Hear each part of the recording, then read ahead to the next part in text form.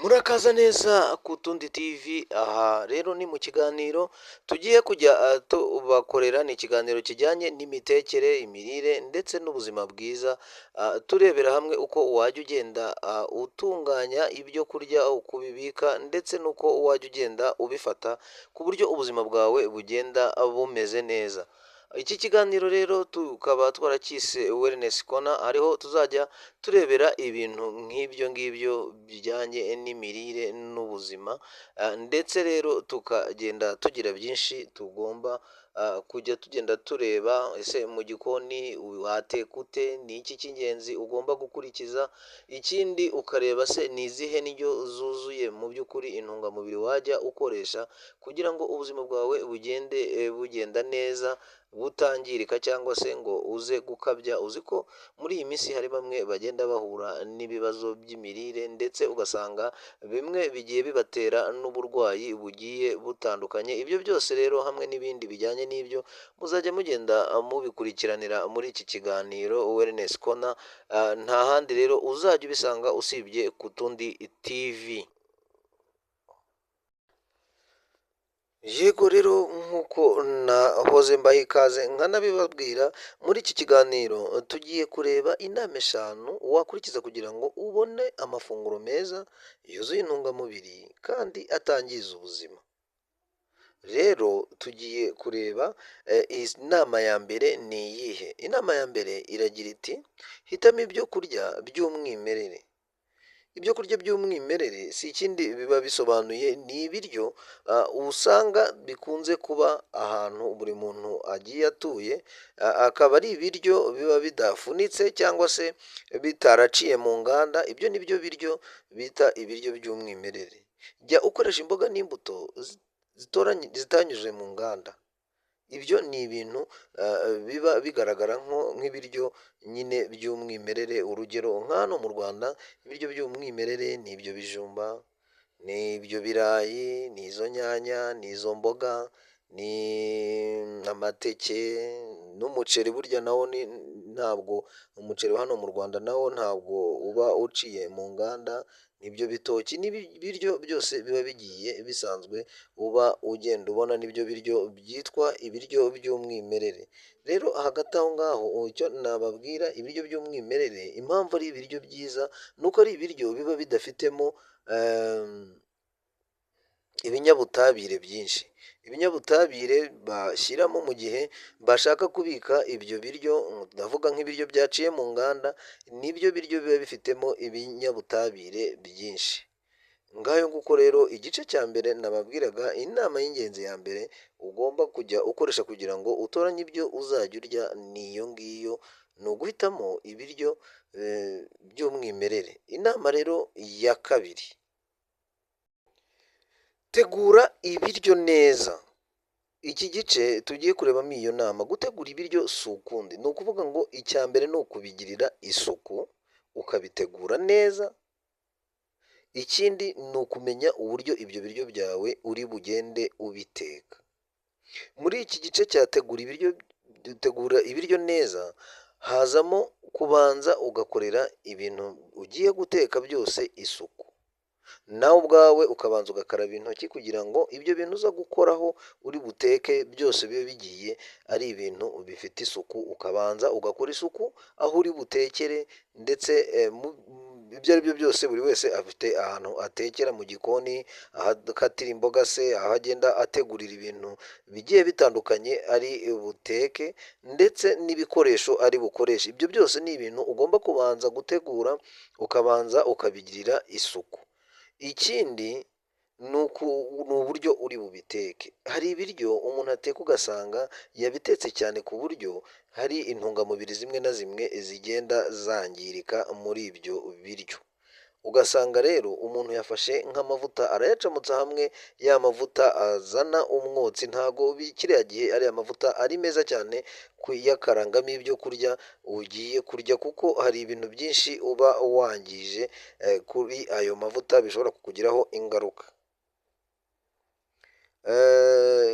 Ikindi wajya wihutira, burya ibiryo bikaranze si na byiza, ahubwo wajya ugerageza kurya ibiryo bisa naho bitogosheje, nibyo biryo ubundi biba bifite ubuziranenge bitangiriza ubuzima cyane, ndetse nimba ushaka no gushyiramo ayo mavuta ahagije, ugomba gushyiramo amavuta makeya kandi ukayashyiramo utabanje kuyacamutsa cyane ku buryo agira ikibazo. Ikindi ni ugutekesha amazi make. Gutekesha amazi make ari burangirane n'icyo gikorwa nyine ugiye gukoresha. Utaza guteka ibiryo ngo usange urimo urabiminina amazi washyizemo amazi manini menshi. Aha rero ukabateka nanone ibiryo byawe ukajya wita kubitegura bipfundikiye, waba uri kubiteka cyangwa se nyuma yo kurangiza kubiteka. Reka noneho tugere ku nama ya gatatu. Ikindi, inama ya gatatu ni ukwirinda guteka imboga usanga ziba zarabitswe igihe kirekire nko muri firigo. Iyo izo mboga wazibitse igihe kirekire muri firigo ziba zaragiye zangirika ndetse n'intungamubiri zimwe zaragiye zivamo, hari mikorobe zigenda zifata kuri izo mboga rero utabitse neza cyane kandi zimaze igihe kirekire muri firigo. Nazo ni imboga ugomba kwirinda gukoresha ibintu byose biciye muri firigo, ukaba wari ibintu warebye neza. Aha ngaha niho bihita bikwereka kuri cya kindi cya mbere twavuze cy'ibiryo bifite umwimerere. Rero ni ukuvuga ngo nimba unagiye kubika izo mboga zawe, zibike muri firigo neza ahantu habigenewe hatajyamo ku buryo izo mboga zawe zitari bwangirike ukaziteka zaramaze kwangirika, cyangwa se inyanya nimba warazishyizemo ukazikoresha inyanya zimaze kugenda zangirika. Ni ukuvuga ngo ukareba ko ibiryo ugiye guteka byose ari ibiryo bifite ubuziranenge. Inama ya gatanu rero, ya kane rero, inama ya kane ni buri gihe usanga ari ibintu bimwe bigenda bisa naho ari ibintu bigenda bigaruka. Inama ya kane ni ukugirira isuku mu gikoni, ugasanga igikoni cyawe kigomba kuba gifite isuku, ukareba nimba wenda murazi cyane ko hari abantu benshi bateka ku nkwi cyangwa se amakara, ugasanga imirayi, ibyo ari byo byose ushobora guteka bya biryo byawe nubwo wari wabisukuye, ariko imirayi igashobora kuba yagenda igwamo se, cyangwa se ugasanga igikoni cyawe hari utuntu uko uteka ntabwo ugikorera isuku. Ni byiza nacyo kugenda ugikorera isuku kugira ngo n'ibyo utetse ibyo ari byo byose bibe bifite isuku kandi biri mu mutekano w'uko ahantu biri, ndetse n'uko uri kubikora byose bigomba kuba bifite isuku. Nababwiye ko no gukaraba intoki, ukaraba intoki kugira ngo ubashe kujya ukora ku biryo byawe nta kibazo ufite cyangwa se nta mwanda ufite ku ntoki. Icyo nicyo rero igice cya kane nabagiragaho inama ko rwose by'umwihariko igikoni cyawe kikagombye kuba gisukuye gifite isuku, kandi buri minota byibuze 15 ukareba ko nta kintu cyangije ya suku yawe mu gikoni, ukaba wagenda ugikuraho. Ikindi, wagerageza kujya ugenda ushaka akantu ugenda ujugunyamo imyanda wamaze gukoresha, ni ukuvuga ngo ibyasagutse cyangwa se ibisigazwa by'ibiryo ugiye guteka warangije kugenda ukuraho, ukagira agapuberi ugenda ubimenamo kugira ngo ya suku yawe ize kuba iri nta makemwa kandi wabikoze neza ku buryo ibintu byawe byose biza kuba biteguye. Nawe rero iyo ayo mafunguro ubu yateguye gutyo, n'umuntu niyo ayaryana apeti, kuko aba azi neza ko ayo mafunguro agiye afite isuku kandi yatetswe n'umuntu w'umuhanga wabishyizemo ubunararibonye, ku buryo usanga ibyo biryo rwose biba biteye n'ubwuzu kugenda ubirya. Reka rero tugere ku nama ya gatanu ari nayo ya nyuma kugira ngo iki kiganiro cyacu kitajya kiba kirekire. Ndumva iyi nama ya gatanu niyo tugiye kugenda dusorezaho, hanyuma tukazareba ubutaha uburyo tuzagenda twinjira ndetse no mu gikoni. Inama ya gatanu iragira iti: fungura ku gihe ndetse no mu rugero. Kurya byinshi birenze urugero nabyo ni ikibazo. Fungura inshuro nyinshi mu rugero ruto, aho gufungura rimwe byinshi. Aha rero naho ndumva twagira ikintu tugenda tubisobanuraho. Hari abantu bamwe bagira ngo kurya neza ni ukurya ukuzuza igifu, oya. Ugomba kurya ibiryo bikeya bihagije, yego si ukuvuga ngo wiyicisha inzara ariko ukarya ibiryo biri mu rugero, ukarya ibiryo bikeya. Hano banatubwiye ko aho kugira ngo urye byinshi icyarimwe byibuze byarutwa nuko wajya ugenda urya bikeya bikeya, wenda ukabikora kenshi ariko nturire rimwe ibiryo byinshi. Ibi nabyo biragufasha cyane mu buzima kuko hari ibintu byinshi bigenda bikurinda. Nzagenda uko igihe kizajya kigenda gitambuka, hari ibiganiro tuzajya dukora mbereke ibibi byo kurya ibiryo byinshi se, byo kurya amavuta menshi, turebe n'indwara ibyo bintu bitera ndetse tugende tunasobanukirwa impamvu yabyo.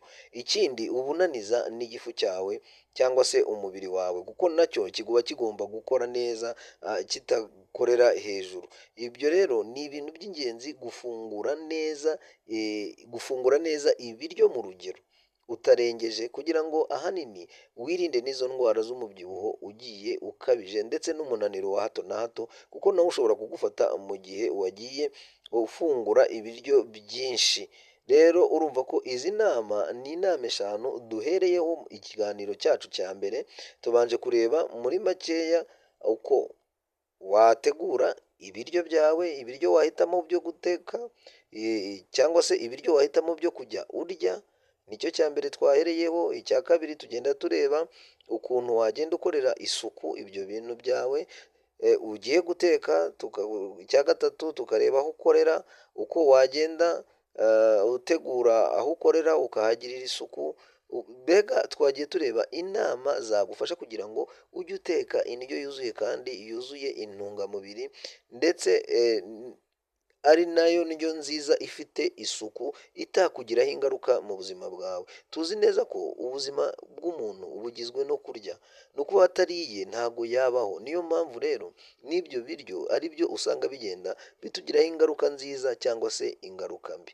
Ubwo rero mu kiganiro cyacu cy'ubutaha tuzagenda tureba n'ibindi, noneho ku buryo tuzajya tugenda tuniga guteka indyo imwe n'imwe bitewe n'ibyo muzaba mwagiye mwifuza ko twagenda tubagezaho, kandi tunababwira ko tubashishikariza kujya mukora subscribe ndetse mukanatanga ibitekerezo byanyu kugira ngo tumenye ese ibi bintu mubyakiriye mute. Nimba se hari icyo wifuza gusobanuza nabwo wajya utwandikira muri comment uti ndifuza ko mwajya mudusobanurira ibi. Nimba hari ibiryo waba wifuza ko twakwereka uko uzajya ubiteka neza nabwo watwandikira uti njye nshaka kumenya guteka iki, hanyuma muri video yacu y'ubutaha tukazajya tukwereka uburyo ibyo bintu tuzajya tugenda tubikora ndetse n'uburyo nawe ubwawe wajya ubasha kubikora iwawe wibereye mu rugo. Murakoze rero kuba mwamaze umwanya hano ku Tundi Wellness Corner. Niba wifuza guteka neza, gutekereza neza ku buryo ibyo niyo ntambwe ya mbere. Ntuzibagirwe gusiga like, comment ndetse na subscribe. Turagaruka ubutaha aho tuzajya tuvuga uburyo bwo kubika ibiryo neza n'igihe kirekire. Ubwo urumva ko iki kiganiro cyacu kirangiriye, ariko noneho turaza kugarukira ubutaha tuzazareba uburyo twabika ibiryo neza kandi bikabikika igihe kirekire. Nitumara rero kuva kuri icyo kiganiro tuzagenda nabwo icyo kiganiro nzababwira ikindi tuzagenda dukurikizaho. Namwe kandi turifuza ko muri ibi biganiro